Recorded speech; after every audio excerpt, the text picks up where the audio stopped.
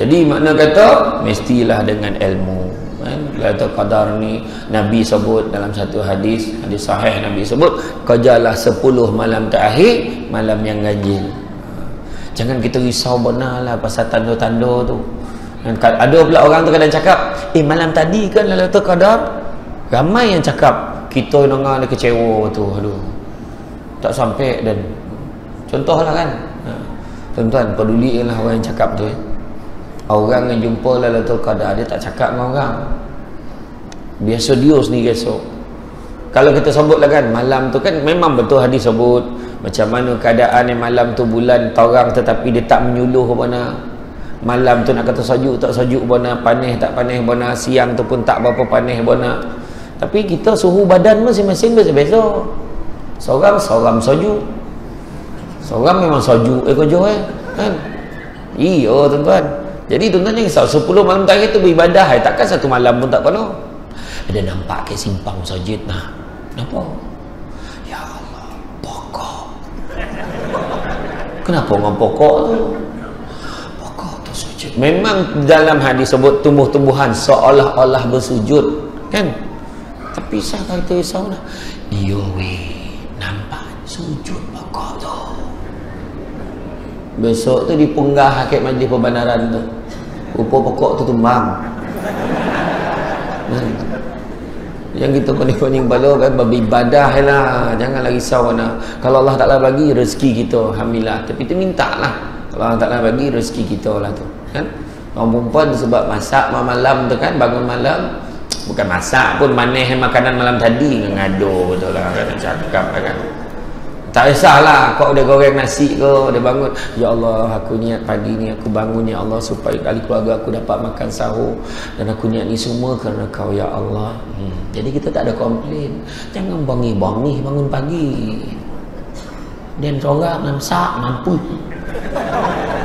dia membuta kerja kan, marah lelaki kan, membuta kerja, tongak lelaki kat katil iyalah kan, baik-baik kan. Kemudian Rasulullah SAW bersabda lagi, barang siapa melakukan satu amal yang tidak sesuai dengan perintah kami, maka amalan itu tertolak. Hadis riwayat Bukhari Muslim.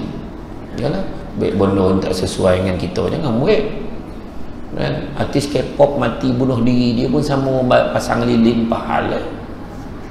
Dia nak mati juga macam tu, nak mampu perempuan ni kan.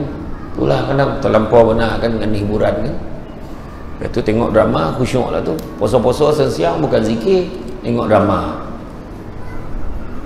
kan. Lepas tu tengok drama, lepas tu dengan emosi, dengan apa kan, tak kekurang pahala puasa. Dia terbawa dengan drama. Malah waktu dengan Ustaz Hamadi tu. Saya tak tengok tu, tapi saya dengar macam tu lah marah. Tapi lalas mati dia kena tikam mengecah tu kan. Saya dengar macam tu lah orang cerita. Ya tidak, tak tahulah dengar macam tu lah kan. Kan? Mesti dengan ilmu belajar. Ada seorang lelaki ni, dia pencen kerajaan, dia pencen pangkat tinggi-tinggi, gaji pencen ni boleh-boleh ribu. Tiap-tiap waktu pergi masjid jumpa imam nak belajar solat, sebab dia kata selama ni tak tahu solat. Belajar. Tuan-tuan jangan pandang ada tua pun nak belajar, tak. Jangan-jangan dia yang tua-tua pun nak belajar ni, tak solat dia lagi elok daripada kita. Sebab kau nak belajar, kau nak tahu. Semayang kat kursi ni tak boleh tu mazhab kursi tu. Ada yang cakap tu kan, adalah kaedah kursi tu lah tak macam mana. Kita ni perbuatan kita macam mana, rukuk macam mana kan. Janganlah kalau bawa sofa pergi masjid ni kan. Kalau dia ada ilmu tak adalah dia bawa sofa tu, selesa sikit yang seorang lah bawa kursi urut, siap pasang wayang. Contohlah kan, punya lah dia kan. Contohlah tahu mana dia kena belajar lah macam mana kaedah kan. Ya kan. Saya dulu terlibat dengan interview, pernah lah interview orang nak masuk kerja dengan pegawai dengan pegawai kerajaan. Saya pernah terlibat sebagai panel. Dah tanyanya tak tahu, tanya tu tak tahu, tanya ni tak tahu, saya pun tanyalah dia. Saya tanya pasal solat, dah tanya isu semasa tak boleh jawab, tanya pasal kerja tak boleh jawab. Saya tanya, "Dek, nak tanya sikit." Contohnya sembahyang jenazah berapa rakaat? Kata. Saya tanya dia tu, sembahyang jenazah berapa rakaat? 2 rakaat. Rakaat pertama 7 kali takbir. Confident ni. Confident. Dah lah tak ada ilmu, memandai lah tu. Iya tuan-tuan. Gila budak ni tu sembahyang ayo dia tu. Iya tuan-tuan. Budak-budak sekarang kan nak cakap apa? Kan? Nak cakap apa? Ilmu tak ada, jadi macam tu lah tuan-tuan. Nak cakap apa? Nah, tu sebab kau nak belajar. Kan? Parah tuan. Tu sebab ilmu jago kita. Ilmu ni yang jago kita. Yang kedua, ibadah mestilah didasari dengan keikhlasan. Ikhlas ibadah. Kan? Ikhlas ibadah, dan tidaklah mereka diperintahkan melainkan supaya mereka beribadah kepada Allah dengan ikhlas. Surah Al-Bayyinah ayat 5. Kan? Ya, jadi makna kata ikhlas. Sahaja aku sembahyang subuh 2 rakaat sebab mak mentua aku ada kat rumah. Itu tak ada ikhlas itu dah. Sebab mak mentua ada kat rumah, kat main kuek dia ke takbir subuh tu, Allahu Akbar. Mak kan main Allahumma hdina fiman hadait. Mak mentua dengan rumah sah betul lah, syukur dapat menantu subuh tak tinggal. Wahal kawan tu kunut tang hati-hati tu. Tak nampak kan? Ya, kau nak belajar tuan-tuan. Ada satu kisah. Saya ni mak bawa kisah. Dia nak dia jahat-jahat lelaki ni, dia nak perempuan baik. Dia seorang lelaki tu, aku kalau boleh aku nak perempuan tu dong labuh jadi bini aku tu. Dia perangai memang parah lah, tahu. Dia nampak perempuan tu memang dia suka perempuan tu dah lama, dia target dah, di peteng lah, peteng ni target lah. Tahu tu bahasa darat tu kan. Dia nampak, Assalamualaikum. Waalaikumsalam. Perempuan baik. Salam. Kalau saya nak jadikan awak isteri saya, astagfirullahaladzim, ya Allah, ya Allah, jadi perempuan. Saya tak boleh bagi jawapan, kena tanya ayah saya kata. Tunjukkan saya kat mana rumah ayah kamu. Dia perempuan tu pun jalan, dia ikut tam belakang. Ikut tam belakang, lelaki dia teringat kawan yang pernah cerita pasal kisah Nabi Musa dulu.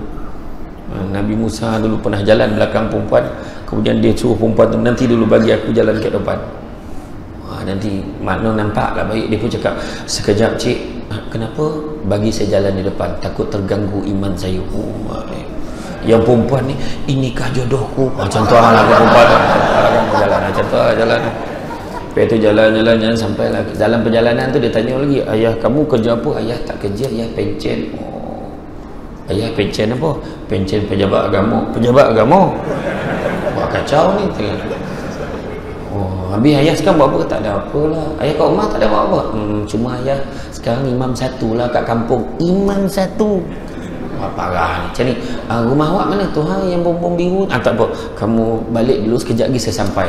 Rupa dia pergi kodai, beli jubah, beli sorban. Sampai depan orang tua tu, dia bukan nunduk dah, menyarap depan orang tua. Dia salam orang tua tu berjilat kan. Orang tu mak tahu kau ni jang kan. Tak ada pakcik, saya berhasrat nak jadikan anak pakcik sebagai isteri saya. Orang agama ni senang ni tuan-tuan. Kalau dah tu jodoh anak pakcik, pakcik reda, senang ni. Dah pergi salat, kemudian buat sujud syukur. Wah dia pun poi lah, dia pun tak pernah buat benda tu. Dia pun belasah lah, semayang, lepas tu dia sujud. Agak sekali lah tu kan. Dia dah buat, lepas tu dia sebut kahwin lah. Selepas kahwin, pagi, petang, siang, malam dia poi masjid, dia tak tinggal betul pergi masjid. Subuh poi, zuhur poi, asar poi. Sebab dia tak nak pak mentua tahu yang dia tak erti semayang. Dia tak erti semayang mana, tapi dia ikut lah. Bapak mentua pun pergi masjid yang bertugas. Dia lagi handal mentua pun ni. Dia kata malam ni kita semayang maghrib di rumah, bapak mentua dah gorang. Bini pun pesan, abang hati-hati tahu. Kenapa? Kalau abah suruh semayang kat rumah tu, takut-takut abang jadi imam. Dah abah kau imam satu, dia lah imam pula abang lah. Saya ingatkan aja. Malam tu masuk ke maghrib, abah bapak mentua azan, Allahu Akbar, azan kat sekarang ni. Wah biar betul. Tak apa, kau jap lagi aku komat kata. Dia target macam tu lah. Baru nak komat pak mentua tahan. Tak apa. Allah Allah baru la ilaha illallah. Bapak mentua kamat dia pun pusing belakang pandang bini kan. Dia kurang dah cakap dah tadi dogi kan. Lepas tu siapa nak jadi imam ni bah? Berapa ramai jantan rumah ni? Kau nak jadi imam? Saya bah. Dia pun pergilah ke depan. Dia depan, bapak mentua belakang, bini dia dengan mak mentua dia belakang sekali. Dia pun Allahu Akbar. Bapak mentua pun ikut Allahu Akbar. Dia punya berdoa Allah lah tahu. Tak bunyi-bunyi sampai sudah. Soalnya pokoknya dak ni soalnya tak bunyi-bunyi. Dah 15 minit tak bunyi ni. Sudah bapak mentua Allahu Akbar. Hoi, saya tak tahu dah. Kau tak tahu kenapa? Nervous tu. Kau duduk belakang. Sudahnya menantu duduk belakang. Bapak mentua jadi imam.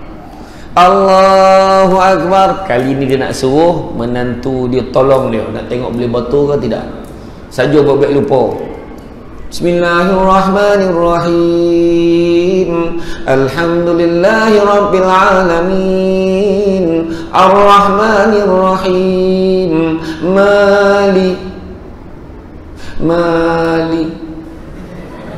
Mali. Dia nak suruh menantu tolong. Mali. Dia menantu. Kau nonton mali je. Mali. Sudah bini cucuk pinggang laki tu. Zaliki yaumiddin. Lepas tu pak mentua masih baik tahu. Maliki yaumiddin. Iyyaka na'budu wa iyyaka nasta'in. Ihdinas siratal mustaqim. Siratal ladzina an'amta 'alaihim ghairil maghdubi 'alaihim waladdallin. Selesai tu. Kali ni dia test ayat paling pendek sekali. Bismillahirrahmanirrahim.